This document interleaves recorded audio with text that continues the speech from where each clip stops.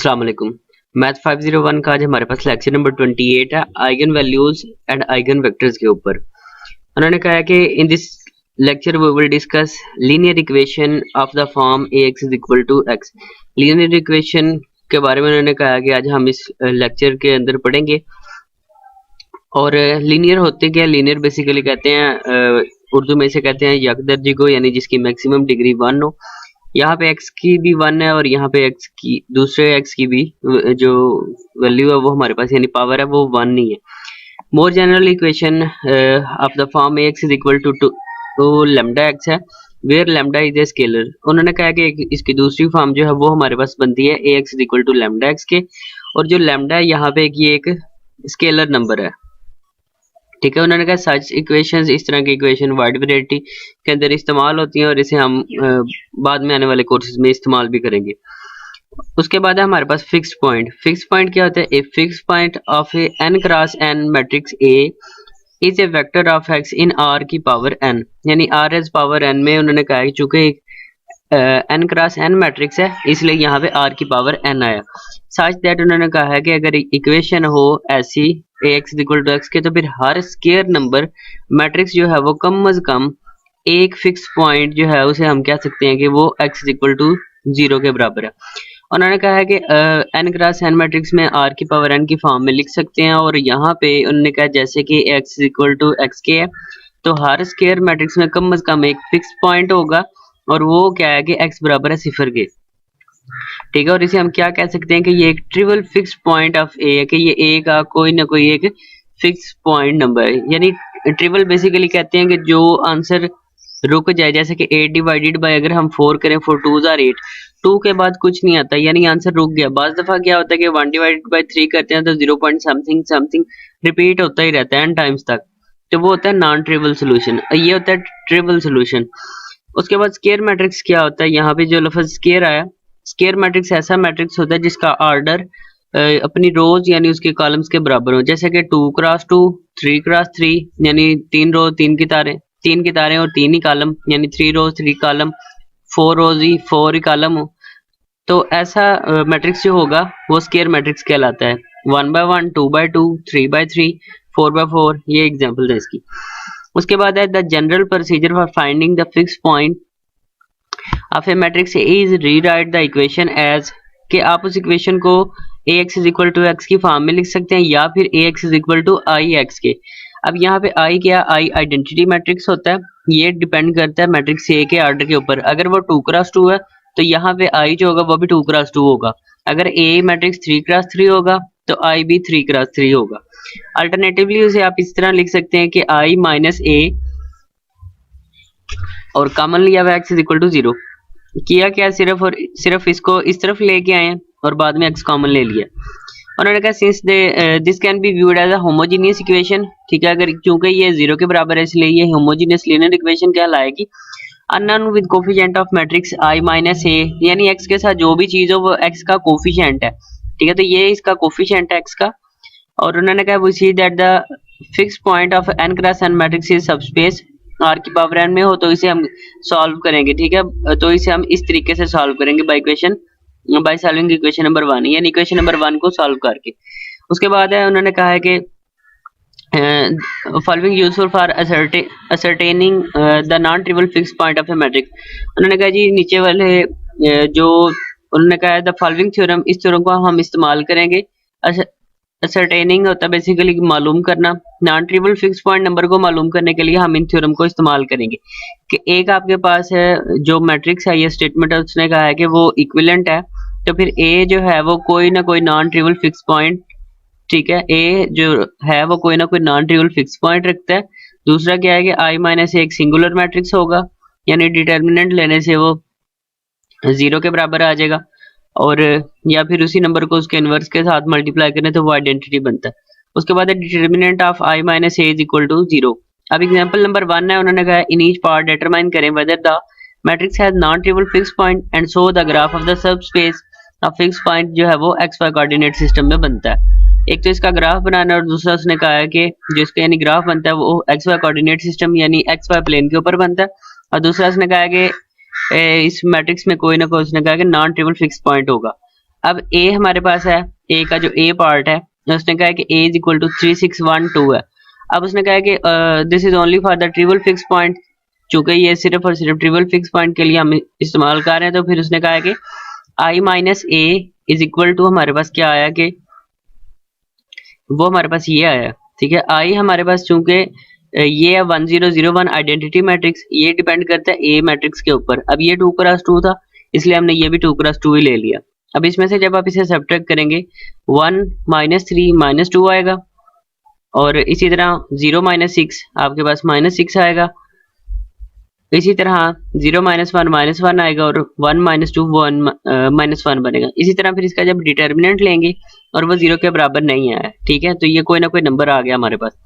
अब उसने कहा कि नॉन ट्रिवल फिक्स पॉइंट। अब नॉन ट्रिवल फिक्स पॉइंट से क्या मुराद है कि इसका हमारे पास आंसर एक नहीं आएगा बल्कि बहुत ज्यादा आंसर आएंगे। आई माइनस ए लिया, उसके बाद जब आपने इसका डिटर्मिनेंट लिया वो 0 के बराबर आ गए, ठीक है। तो इसका मतलब है कि इसके बहुत ज्यादा सोल्यूशन बनेंगे, ठीक है। उसके बाद द फिक्स पॉइंट, किसी फिक्स पॉइंट के लिए एक्स वाई जो उसने कहा था coordinates are the solution of the linear system. इस लीनियर सिस्टम के लिए उसने कहा कि I minus A of x is equal to 0, और उसे हम इस तरह भी लिख सकते हैं। अब ये आपके पास क्या है कि ये आपके पास आई माइनस ए है, ठीक है, और इस फिर आपने लिखना था एक्स।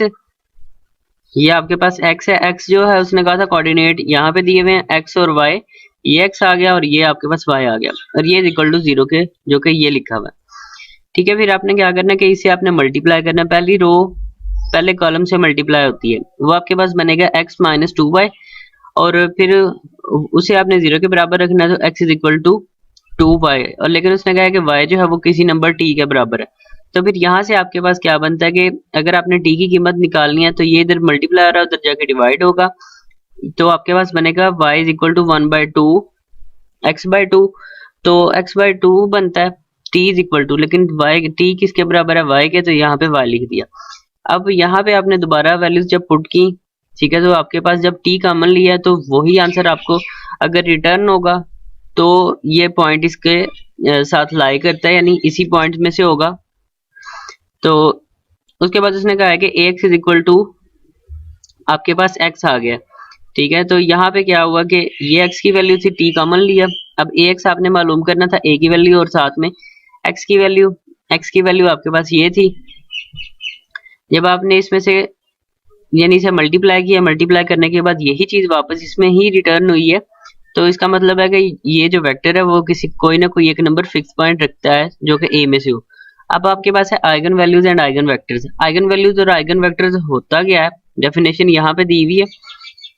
उसने कहा कि in a fix point problem one looks for non zero vector that satisfy the equation, जो कि इस इक्वेशन को सेटिस्फाई करती हो।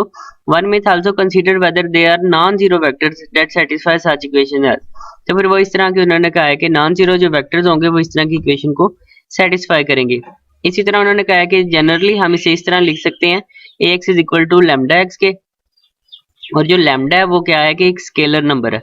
अब डेफिनेशन में उसने क्या कहा है कि if A is an n cross n matrix, अगर ए एक n क्रॉस n मैट्रिक्स है तो फिर लैम्डा जो होगा वो आइगन वैल्यू कहलाएगा, और जब ये किसी नंबर x के साथ आएगा तब ये आइगन वेक्टर कहलाएंगे, ठीक है। तो ये इसमें फर्क होता है। आइगन वैल्यू में क्या है कि n क्रॉस n मैट्रिक्स में जो लैम्डा है, चूंकि ये स्केलर नंबर है, इसे हम आइगन वैल्यूज कहेंगे, और जब ये किसी नॉन जीरो वेक्टर x के साथ आएगा यानी ax is equal to lambda x के, तो फिर यहाँ पे ये क्या कहलाएगा, आइगन वेक्टर कहलाएगा, ठीक है। तो फिर चूंकि ये करस्पॉन्डिंग है लैम्डा के, क्योंकि लैम्डा के साथ आया। उसके बाद है हमारे पास एग्जांपल नंबर 2 है, let A U and B. उसने कहा है कि क्या ये U and B eigen vector हैं ए के। अब जब हमने ये मालूम करना है तो फिर क्या करेंगे कि ए यू इज इक्वल टू, यानी ए को आप यू के साथ मल्टीप्लाई करें। अब जब a को u के साथ मल्टीप्लाई किया तो ये आपके पास क्या आया कि लैम्डा, और ये आपके पास आया u। अब चूंकि u जो है वो इसमें इस सवाल में मौजूद था, तो फिर ये क्या आएगा, इसका करस्पॉन्डिंग आइगन वैल्यू रखता है, ठीक है। यहाँ पे लिखा हुआ है आइगन वेक्टर जो है वो corresponding to an eigen value, और जो कि -4 है, ठीक है। अब इसी तरह a को जब आप v से मल्टीप्लाई करेंगे और वो आना चाहिए था लैम्डा v, जबकि v की वैल्यू ये नहीं है बल्कि v की वैल्यू हमारे पास कुछ और थी। तो ठीक है, v की वैल्यू हमारे पास कुछ और थी, सॉरी यहाँ पे उसने ये लिखा हुआ है कि v की वैल्यू हमारे पास कुछ और है और ये जो कि v की वैल्यू हमारे पास थी वो नहीं आई, तो इसलिए ये वेक्टर नहीं है। यहाँ पे चूंकि हम इसे जब मल्टीप्लाई करते हैं ना, 3 1 जार 3 और 6 2 जार 12, यानी जब हम उसे ऐड करेंगे तो वो हमारे पास -9 आए, और जब 5 multiply by 3 plus 2 multiply by -2 उसे हल करने से हमारे पास ये आया। अब इसमें से कोई ना कोई नंबर हमने कॉमन लेना था, कॉमन लेने के बाद हमारे पास v बचना चाहिए था, जो कि नहीं बचा, यानी वो नहीं बराबर, यानी बराबर नहीं है लैम्डा और साथ में वो चीज, यानी हमारे पास कॉमन डिजिट नहीं आया हमारे पास, तो इसलिए ये नहीं है। अब यहाँ पे जैसे -4 कॉमन लेने से हमारे पास पहले वाली चीज कॉमन आ गई थी, तो इसलिए वो उसका करस्पॉन्डिंग जो है वो आइगन वेक्टर बनता है और उसकी वैल्यू हमारे पास ये बनती है। इसी तरह उसने कहा कि एग्जांपल नंबर 3 है कि 7 एक अगर आइगन वैल्यू हो तो फिर आपने करस्पॉन्डिंग आइगन वेक्टर मालूम करना है, जबकि a की कीमत ये है। अब चूंकि उसने कहा था कि एक इक्वेशन हमारे पास है ax is equal to lambda x की, अब ax is equal to lambda x की अगर लैम्डा अगर आपके पास 7 हो तो ax is equal to 7x, a minus 7i is equal to x, यानी इसमें से आपने इसे उधर भेजा है, उसके बाद आपने इसमें से x कॉमन ले लिया इज इक्वल टू 0। अब a माइनस 7 आई है, a की वैल्यू ऊपर उसने सवाल में दी हुई आपको, 7 से आपने i को मल्टीप्लाई कर देना है, यहाँ पे 1001 था, 7 से मल्टीप्लाई किया तो आपके पास ये चीज आ गई। उसके बाद आपने क्या करना है, चूंकि उसने कहा कि ये लीनियरली डिपेंडेंट और नॉन ट्रिवल सोल्यूशन के लिए हम क्या करते हैं कि फिर इसे 0 के बराबर रखते हैं, यानी a minus 7i of x is equal to 0, a minus 7i is equal to, यानी उसने 0 के बराबर रखा है। अब 0 के बराबर रखा है इसलिए उसने ये 2 0 लगा लिए। उसके बाद फिर उसने इसके ऊपर रो ऑपरेशन किया, रो ऑपरेशन करने के बाद ये उसने x2 की वैल्यूज उसने लिखी हैं, फॉर्म x2 उसने कहा जी जनरल सोल्यूशन उसका ये बनता है, और अगर x2 0 के बराबर ना हो। अब ये 1 और 1 कहाँ से है, बेसिकली ये जो है हमारे पास x और y की कीमतें हैं, जो कि 1 और 1 इन सब डिजिट्स का मल्टीपल बनता है, इसलिए यहाँ पे 1 और 1 लिखा है। उसके बाद इसने कहा है चूंकि लैम्डा आपके पास 7 था तो a minus lambda I of x equal to 0 के होगा, और यहाँ पे उसने पॉइंट स्पेस के अंदर यहाँ पे उसने ये वाजिया किया हुआ है कि वो मल्टीपल बनता है 1 और 1 का, ठीक है। तो बाद में उसकी ये मैपिंग की हुई है। उसके बाद है हमारे पास example number 4, let a is equal to आपके पास ये बनता है 4 माइनस 1 6 2 1 6 2 माइनस 1 और 8। उसने क्या कहा है कि eigen values of matrix is 2। अब आपने क्या करना है कि फाइंड करने हैं, बेसिस मालूम करने हैं इस आइगन स्पेस के, जहां पे उसने कहा है कि इस मैट्रिक्स जो है वो इसका जो वैल्यू है आइगन मैट्रिक्स की वो 2 है। अब a minus 2i is equal to आपके पास ये बनता है, तो उसने कहा है कि a minus 2i of x is equal to अगर 0 के बराबर हो, ठीक है, तो ये आपने 0 लगाए ये वाले, और बाद में इस पे फिर रो ऑपरेशन करने के बाद आपके पास फिर x2 और x3 जो है वो free value 2x1 minus x2 plus 6x3, ये आपके पास 2x1 minus x2 plus 6x3 is equal to 0 के आ गए। अब यहाँ पे हम क्या करेंगे कि अगर x2 t के बराबर हो, x3 अगर हमारे पास s के बराबर हो, तो यहाँ पे फिर हम क्या करेंगे कि x1 की जगह पे हमने x1 की कीमत निकालनी है, तो इसे हम इस तरफ लेकर आएंगे और बाद में इसे हमने 2 से डिवाइड किया तो हमारे पास ये इक्वेशन निकल आई है। अब जब हम x1 x2 और x3 रखेंगे, ठीक है, और यहाँ पे x1 x2 की जगह चूंकि हमने t रखा था, x3 की जगह पे हमने s रखा था, तो यहाँ पे हम क्या करेंगे कि जब t कॉमन लेंगे तो यहाँ पे 1/2 1 और ये 0 आएगा। इसी तरह तीसरी रो में चूंकि हमने s रखा हुआ है तो इसलिए यहाँ पे 0 आएगा, तो यहाँ से हमारे पास बनता है -3 0 और ये हमारे पास 1। तो फिर बैक सब्स्टिट्यूशन करने से हमारे पास हमने चूंकि बेसिस निकालनी थी, तो बेसिस निकालने के लिए उसने क्या किया, सिर्फ इसको आपने 2 से मल्टीप्लाई करना है और आपके पास आएगा फिर 1 2 और ये फिर 0, तो ये इसकी बेसिस निकल आती है। इसी तरह हमारे पास यहाँ पे उसने थोड़ा सा उसे एक्सप्लेन किया हुआ है। उसके बाद हमारे पास एक थ्योरम है और साथ में फिर है ट्रायंगुलर मैट्रिसेस के लिए। अब ट्रायंगुलर के लिए क्या होता है कि अगर ए एक n cross n triangular matrix हो जिसकी diagonal entries a11 a12 a13 a1n हो, तो बेसिक पहले बता देता हूँ कि डायगोनल्स होती क्या है।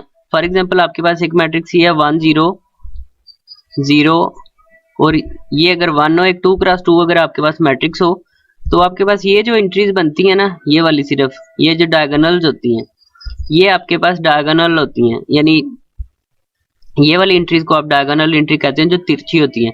अगर उसने कहा देन लैम्डा आई माइनस ए एक ट्रायंगुलर मैट्रिक्स होगा जो कि डायगोनल एंट्रीज के साथ, तो फिर आपके पास वो क्या बनेगा, लैम्डा माइनस ए 1 1 लैम्डा माइनस ए 2 2 लैम्डा माइनस ए एन एन, यानी एन टाइम्स तक।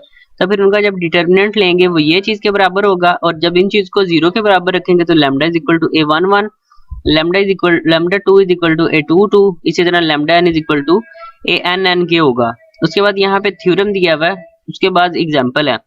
एग्जांपल में उसने कहा गया है कि eigen values of A triangular matrices. अब ये ट्रायंगुलर मैट्रिसेस में अगर हम ऊपर वाला फार्मूला अप्लाई करें तो उसमें क्या बनता है कि लैम्डा माइनस ए 1 1, तो लैम्डा माइनस 1 2 बनता है, और जब lambda minus into minus 2 3 minus minus plus हो जाएगा तो लैम्डा प्लस 2 2 बाई 3 बनेगा। और इसी तरह लैम्डा माइनस 6 और लैम्डा माइनस 6, यानी वो लैम्डा माइनस 6 का स्केयर बनता है। तो यहाँ से आप इन चीजों को जब जीरो के बराबर रखेंगे, क्योंकि lambda is equal to a 1 1 था, तो lambda is equal to 1 by 2 आएगा। Lambda 2 is equal to a 2 2 था, तो lambda is equal to plus का 2 बाई 3 इधर इस साइड आके माइनस का 2 बाई 3 होगा, और लैम्डा इज इक्वल टू 6। ठीक है, तो इस तरह आपके पास बनेंगे आंसर। सेम इसी तरह उसने कहा eigen values of a power matrices. Power matrices के लिए क्या है कि once the eigen values and eigen vectors of a matrices are found, it is simply to matter to find the eigen values and eigen vector.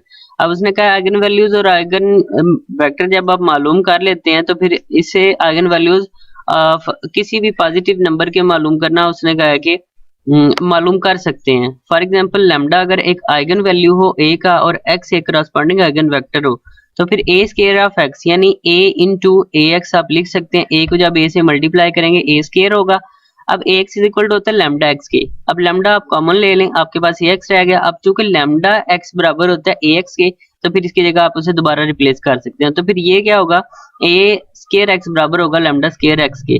इसी तरह आप N times मालूम कर सकते हैं, ए की पावर के एक्स बराबर होगा लैम्डा की पावर के और साथ में एक्स।